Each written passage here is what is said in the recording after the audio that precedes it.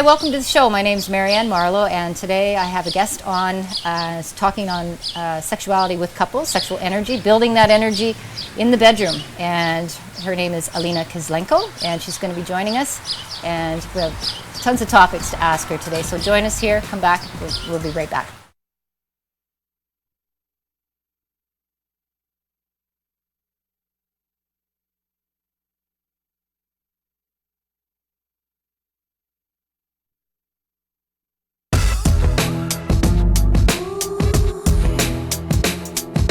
Welcome to the show. Today my guest is Alina Kizlenko. Nice to have you here on the show, and you are an expert therapist on ADHD and Asperger's. Asperger's, yes, that's right. Which I have no clue what that is, and this you need to explain a little bit about that because it's really associates a little bit about sexual functions, dysfunctions. So right.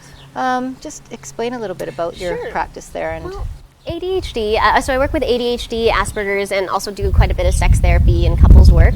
And so ADHD is essentially the condition where you have trouble focusing, have trouble with something we call executive functions. So that's like planning, organizing, prioritizing. But it also leads to really great things like really high levels of creativity, really great writing abilities. And then we have Asperger's syndrome, and Asperger's syndrome is more about kind of larger social deficits. It's a very high functioning type of autism, and it leads to really levels of genius or levels of really strong intelligence. So how do these two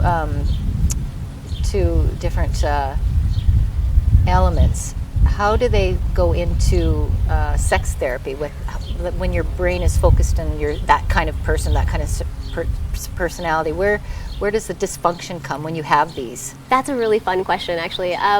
People with ADHD and Asperger's tend to experience very unique, like sexual problems and sexual needs.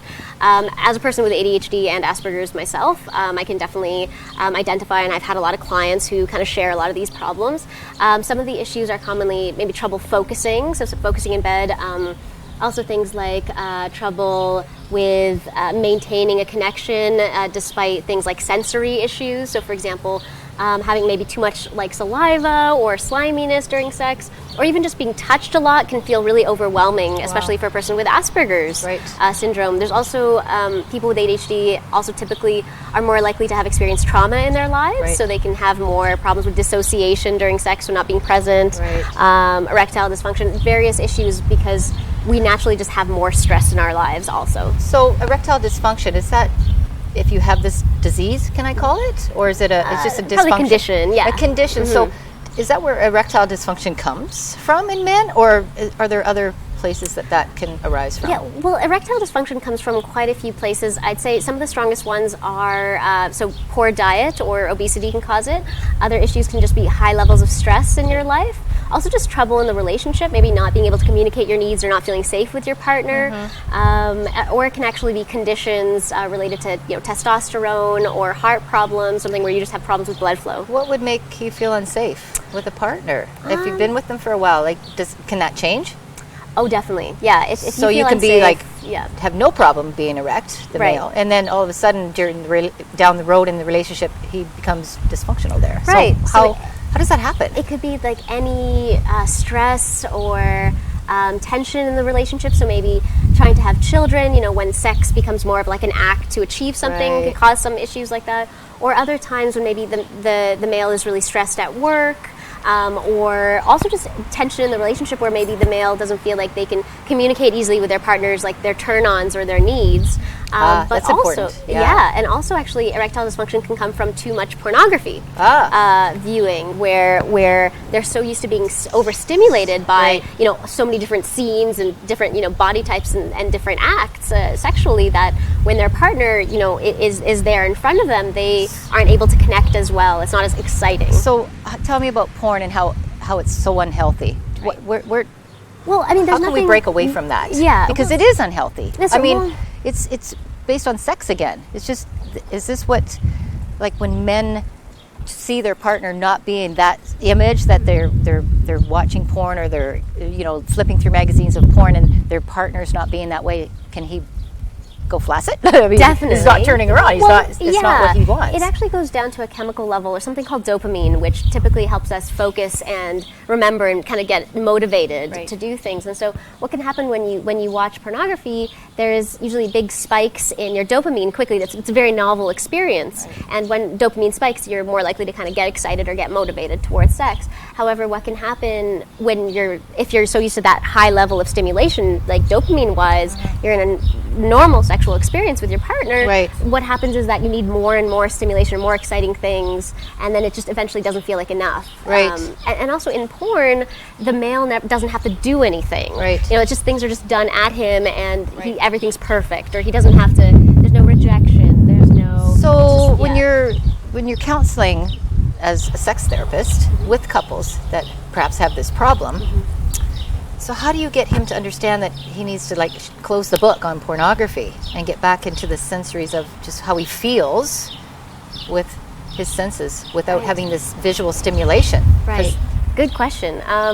I'd say one of the biggest things you can do is first you need to have him be interested consensually in doing this too. And it might not mean no porn at all, but it's like any addiction, if you have watch TV once in a while or play video games once in a while or even had heroin only once in a while, if you weren't addicted, it's not a problem. It's more if you need it to function. Okay. And so the first thing would be to help your partner see if it's really causing problems and have them agree to make a change.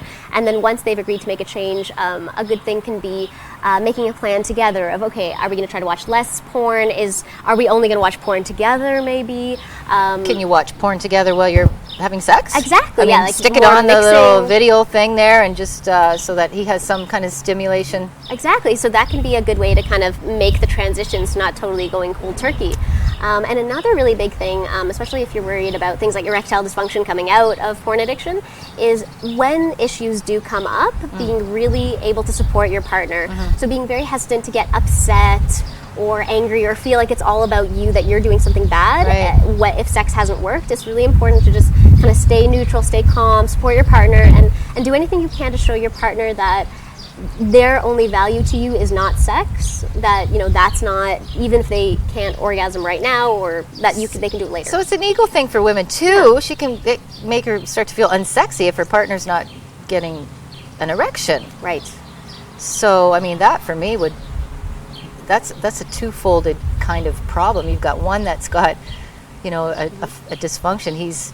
It's not her, but now she's got another thing that's been implanted in her brain, and it's like, oh my God, I'm not sexy anymore. So what do you do with that? Well, with that, it's really important for the couple to talk to each other, and especially for the partner who's not having the issue, to talk to the partner who is having the issue and ask, what does it mean? What usually stops you from being able to get erect with me? And saying that, I'm worried. Is it that I'm not attractive enough? Is it whatever? And actually getting that partner to make a list with you of all the factors it can be. Right. So, if they're just it can be really, stress can be a big component. Also, maybe them feeling insecure with their body, just all sorts of things. And knowing that it's not your fault, and really listening to your partner explain what it actually can be. Right. I've discovered out there that this broad topic of tantra and the sex and the whole thing, how it can help a male with erectile dysfunction. We won't get into too many details about tantric sex, but how does that element or that philosophy or that practice sort of introduce couples? How do you introduce that? Well, tantric sex is neat in that it's less of a focus on the orgasm or the completion, and it's more of a focus on a long-term, almost like a meditation through sex. So it's more about feeling the sensations. It's more about really being present in the moment, knowing your partner more, connecting with them more than just this, quick act. Right. And so that gives a lot of value to that intimacy, other than just, we're not waiting for orgasm anymore. Now it's waiting for, let's touch each other, really slowly. Let's really reconnect. Let's meditate together first. Feel all over again. Yeah, because I mean, I think it's a performance thing. I think it has been that way since the beginning of time with men. They want to have the big bone all the time, and so as they get older as well, a man from 40 and up, he starts to really, the more he, ejaculates, the more vitality, energy that he loses. And I think as well, this erectile dysfunction doesn't just mean you can't get up, right? Mm-hmm. It means that also too that it can't stay up. Right. Or it gets up and That's then right. it comes back down, and he just can't stay hard Right. through lovemaking and having sex so Right. that she can enjoy all those orgasms. Right. So that's a dysfunction. That's the erectile dysfunction as well, is it not? Oh yeah, definitely. And that can happen to actually most males. Tend to, as they get older, it's very common to have that occur as testosterone levels go down, the sex drive goes down. Various things can impact that, and there's a lot of cultural focus that having that firm erection is really important. It gives you your identity, but I think as we move further away from that and show that the relationship is about so much more, it really takes away that attention and that pressure. Is really healthy. Thanks, Elena. We're going to take a quick break. We'll be right back.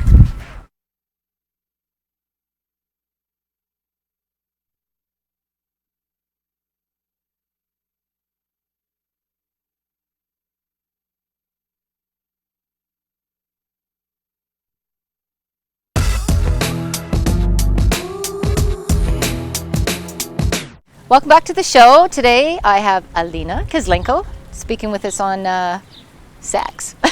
One of the best things, sex therapy. But the last little segment that I had, we were talking about males' dysfunction of sexual issues. So, let's just touch a bit about what some female dysfunctions are.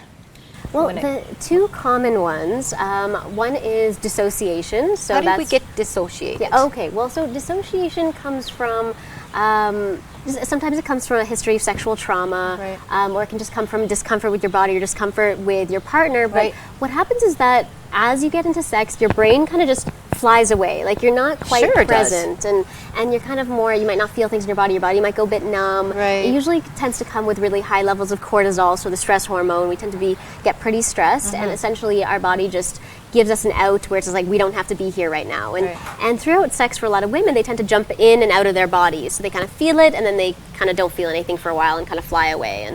And this can be a big problem in building intimacy with a partner because, the female might be saying, oh yeah, everything's going fine, but they're not really present. They don't want to be there. And the partner's getting the message that, oh, am I not good enough? So does this go back to just in the Tantra philosophy of just meditating and being intimate without an intent of having sex? Can we get back into our association and function again with the feeling of our body rather than rushing too far and getting just sex oriented? Definitely. How do we do that? Well, as women, we're very delicate creatures. We need to be intimate before we have sex. A large part of what we need to be able to get to that place is something called consent. So it's the ability for the woman to know that if she wanted to stop sex, that she could anytime. No one would be mad at her. Or if she needs to, wants focusing on a certain area, that it's not wrong or dirty or bad. So it's really important to have a lot of communication with the partner about, what do you like, what don't you like. And there's this one game that actually is really great.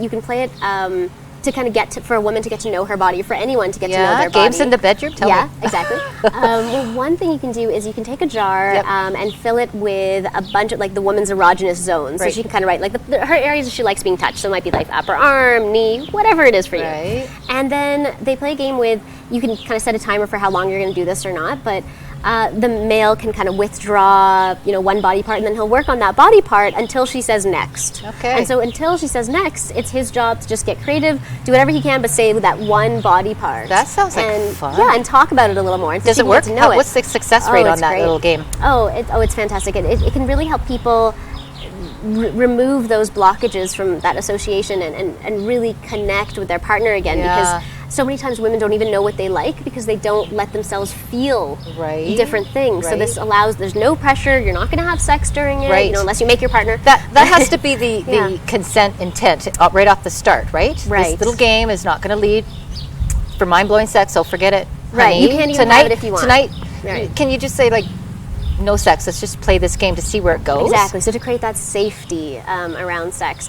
And there's another issue that can come up called vaginismus for women. And vaginismus is, a lot of women don't even know they have it. But what happens is that it hurts to put anything, to insert anything into the vagina. But is that more of a mental... doesn't it stem from the... mental and physical.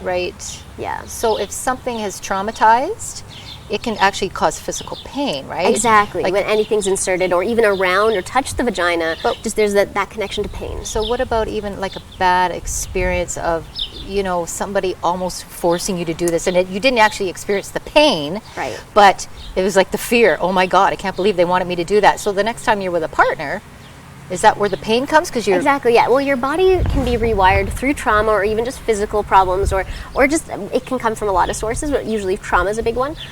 Your brain rewires that, when I'm sexually touched, that you connect it to pain and fear.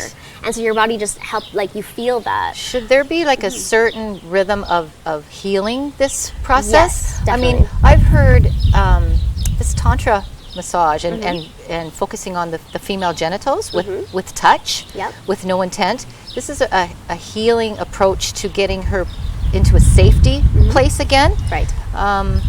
Yeah, it's a healing. But does the male partner start this as in the back of his mind? He's still thinking, oh well, I'm doing this because I know it's going to heal her and I know it's going to get her back to a healthy mindset with her feeling in her body, but it's going to let me have sex with her.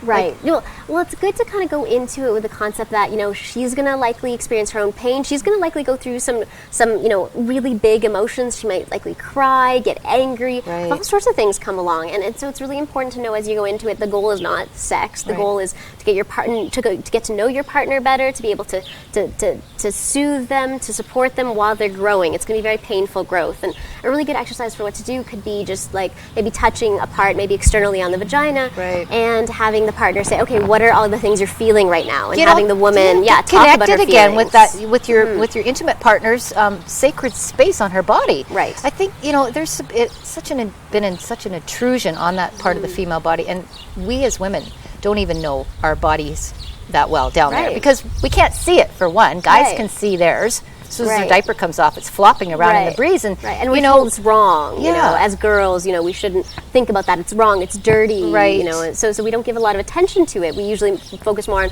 what will the male like. How will they like me better? And so that really takes us so far away from ourselves. Why do we do that? Yeah.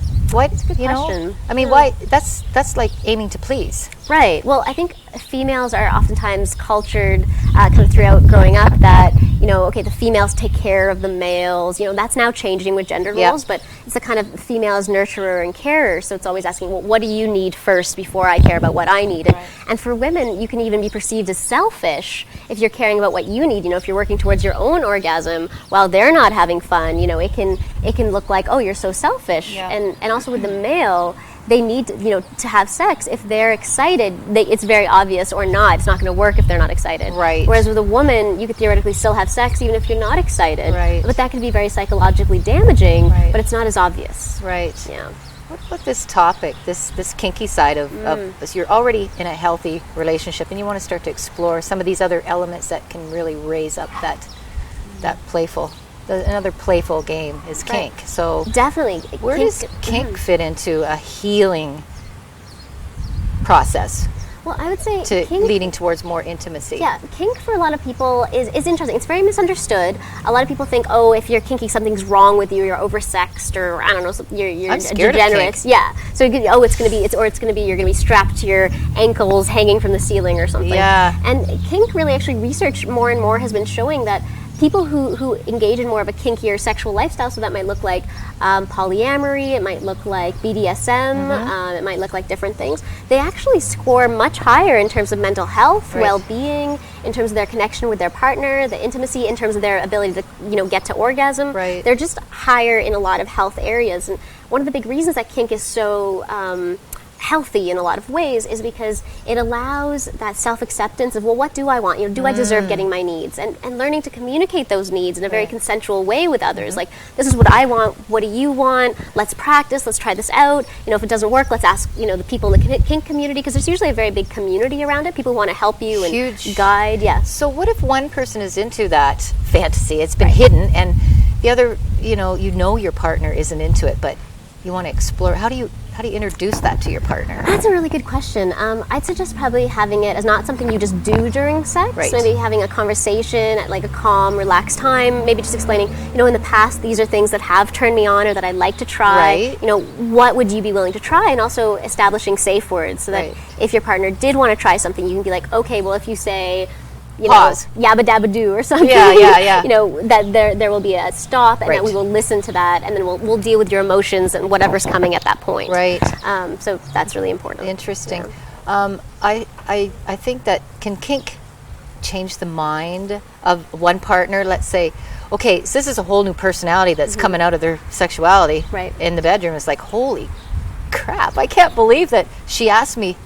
I mean, you've been together for like, let's say 20 years, right? And, maybe she's explored and done, reading some stuff, and what she's read has turned her on with that kinky little thing that she read in the book. Right. She wants to try it with her husband, and this is all new to him. Right. So, I mean, can that hinder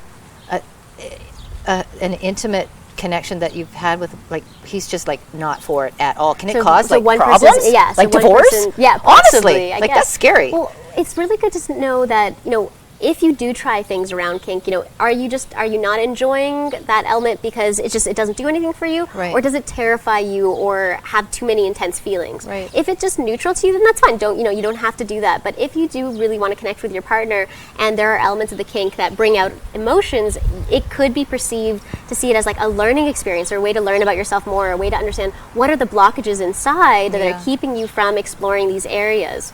So negotiations can be come to, or sometimes, people really do have different sexual preferences, and maybe it's healthier for them to be separate instead of, say, cheating on each other. Right. Maybe they should be polyamorous or like non-monogamous to some extent. And there's so many different ranges of polyamory and BDSM and non-monogamy. So it's really important to first get to know that world, read about it, Google it, whatever, and then, try out different things. Is there a time and a place to explore it? I mean, and how long during, intimate, sexual connection with your partner? How long should you do it? You can't just do it for a whole hour. Should you just like have a couple little elements of time during Definitely. sex? Yeah. So I mean, it's maybe not just going to be all kink kink for time. the whole Right. sex So session, there's something called setting up a scene that Ah. can be done. So it's kind of something you predetermine with your partner and say, okay, how will we start the scene? What do you want to happen? There could be a script, there could be Right. no script, costumes, not whatever. Wow. And then kind of going into it, maybe setting timers at first, especially to be Okay, very timers. careful That's a good one. with people's kind of mental health, for everyone to know what What if we're you're getting doing. so into it you Yeah. don't hear the timer go off? Right, and then that's, again, you can negotiate that as you go. Right, that's interesting. Yeah, Wow. but the cool thing, too, is that in the DSM-5, so this is a psychological manual of diagnosis, they used to actually have people interested in kink and BDSM as like a diagnosable mental health issue. And that was actually causing people to even their children to be taken away in court if you were even part of a BDSM mailing list or something like Wow. that. So luckily, in the new version of it, that's been removed now.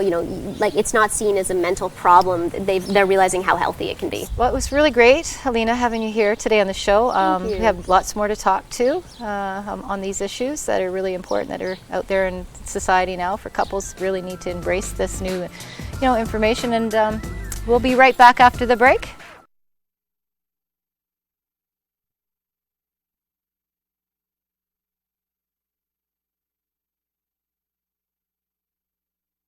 Thanks for joining us today on the show. It was great having Alina Kozlenko on as my guest. If you have any further questions, to email me directly at sexwithdrzen@rogerstv.com. I'm more than happy to send you off any answers that you need. Join us again. There's lots more topics to come. We'll see you soon.